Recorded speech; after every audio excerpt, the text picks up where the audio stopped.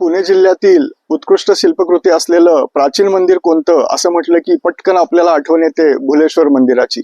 पण त्याहूनही दुर्मिळ अशा शिल्पकृती असलेलं 14व्या शतकातील अगदीच नाथयोगी पंथातल्या शिल्पकृती असलेलं आणखी एक मंदिर पुणे जिल्ह्यात आहे.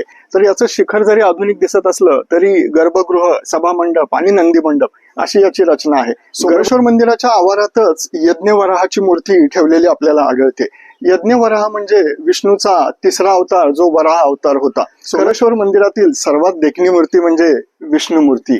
अतिशय सुंदर मूर्ती आहे. एवढी वर्ष ऊन वारा पाऊस झेलत झेलत सुद्धा ती अशी उभी आहे इथे.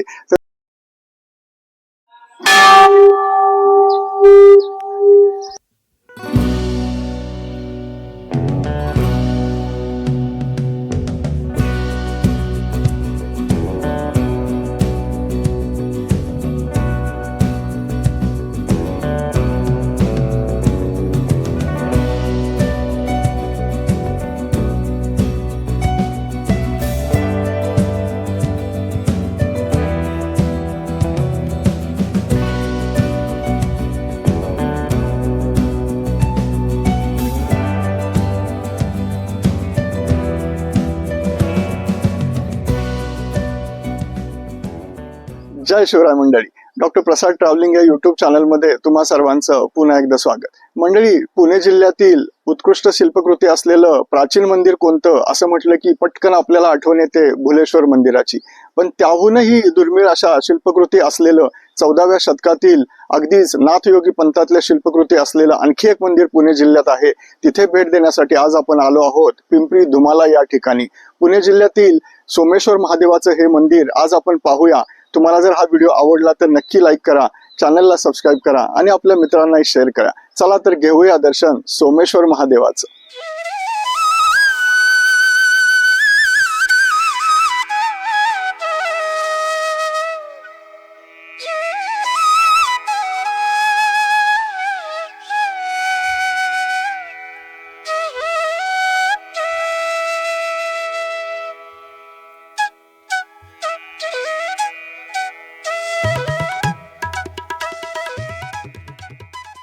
भगवान शंकराला समर्पित असलेलं हे सोमेश्वर मंदिर साधारण 14व्या शतकातलं मंदिर आहे. तर याचं शिखर जरी आधुनिक दिसत असलं तरी गर्भगृह, सभामंडप आणि नंदी मंडप अशी याची रचना आहे. गर्भगृह हे आपल्याला मूळ स्वरूपातून दिसतं, तर सभामंडप मात्र जीर्णोद्धारित आहे.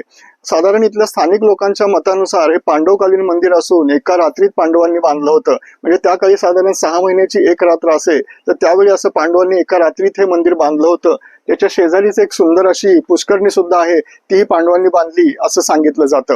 या मंदिरावरती भगवान विष्णू, शिव, गणेश बाप्पा आणि त्याच्यानंतर सूरसुंदरी, नर्तकी, वादक यांची 100हून अधिक शिल्पे आहेत. काही विरगळी सुद्धा चुकून आधार म्हणून या भिंतींना लावलेल्या या ठिकाणी आढळतात. ते आपण आज सगळं पाहूया.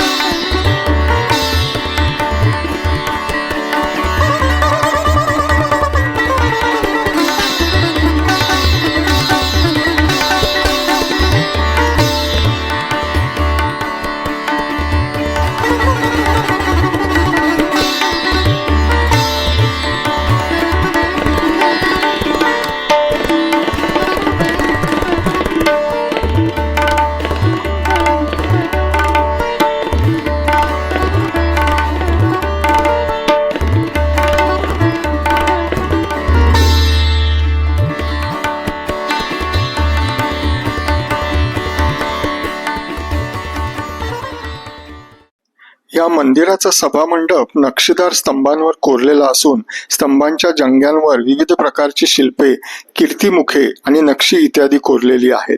स्तंभांवरील शिल्पांमध्ये वादक, 3 पुरुष आणि 4 पाय असलेली आभासी शिल्पे तसेच वाली आणि सुग्रीव यांचे युद्ध याचा समावेश होतो.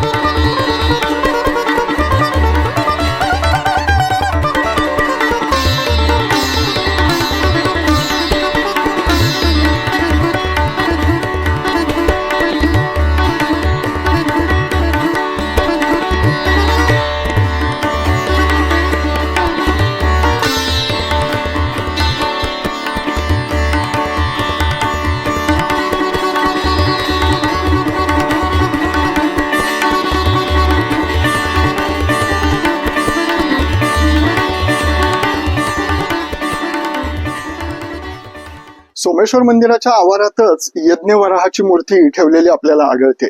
यज्ञवराह म्हणजे विष्णूचा तिसरा अवतार, जो वराह अवतार होता. खरं तर त्याला यज्ञवराह तेव्हा म्हटलं जातं जेव्हा पूर्ण वराहाचं शरीर दाखवलं जातं. पण जेव्हा शिर हे वराहाचं असतं आणि बाकीचं धड जे आहे विष्णूचं असतं, तेव्हा त्याला नर वराह असं म्हणतात. तर इथे आपण जो यज्ञवराह पाहतो तर त्याची खासियत म्हणजे त्याच्या अंगावरती छोट्या छोट्या सगळीकडे विष्णूच्या मूर्ती आपल्याला दिसतात. तर इथे मूर्ती भग्न झालेली आहे, परंतु जे वराहाचे जे सुळे असतात त्याच्यावर त्याने पृथ्वी धारण केलेले असते. त्याचप्रमाणे पाठीमागे पायाशी त्याच्या नागदेवता असते, ती पाताळाची दर्शक आहे. तर असे यज्ञवराह आपल्या महाराष्ट्रामध्ये साधारण 3 ठिकाणी आपल्याला आढळतात. एक तर लोणी भापकर आहे, इथे पिंपरी दुमाला आहे, आणि दुसरं चाकणच्या चक्रेश्वर मंदिराजवळ आपल्याला यज्ञवराहाची मूर्ती आपल्याला दिसते. या यज्ञवराहाच्या मूर्तीच्या शेजारीच एक मूर्ती आहे. सुरुवातीला पाहिल्यानंतर ती कासवाची मूर्ती असं वाटलं, परंतु त्याच्या तोंडाकडे पाहिल्यानंतर लक्षात येतं की हे माशाची मूर्ती आहे. म्हणजे हा विष्णूचा पहिला अवतार मत्स्यावतार त्याचं हे दर्शक आहे. या 2 मूर्ती या सोमेश्वर मंदिराच्या आसपास आल्यानंतर अजिबात चुकवू नका.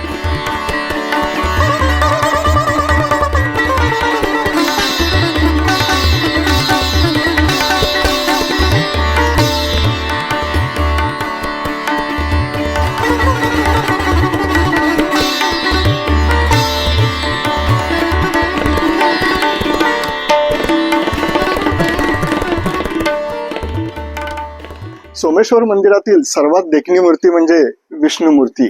अतिशय सुंदर मूर्ती आहे. एवढी वर्ष ऊन वारा पाऊस झेलत झेलत सुद्धा ती अशी उभी आहे इथे. तर तुम्ही बघू शकता विष्णूच्या हातामध्ये शंख, इकडे चक्र आणि हातामध्ये गदा इथे दिसते. तर पायापाशी गरुड त्यांना विष्णूला प्रणाम करत आहे. तर काही अनुयायी देखील विष्णूच्या शेजारी इथे दाखवलेले आहेत. मस्तकावरती नक्षीदार प्रभावळ आहे, त्याच्यावरती गणपती बाप्पा आहेत आणि एका बाजूला ब्रह्मा आणि एका बाजूला विष्णू असं या मूर्तीचं स्वरूप आहे.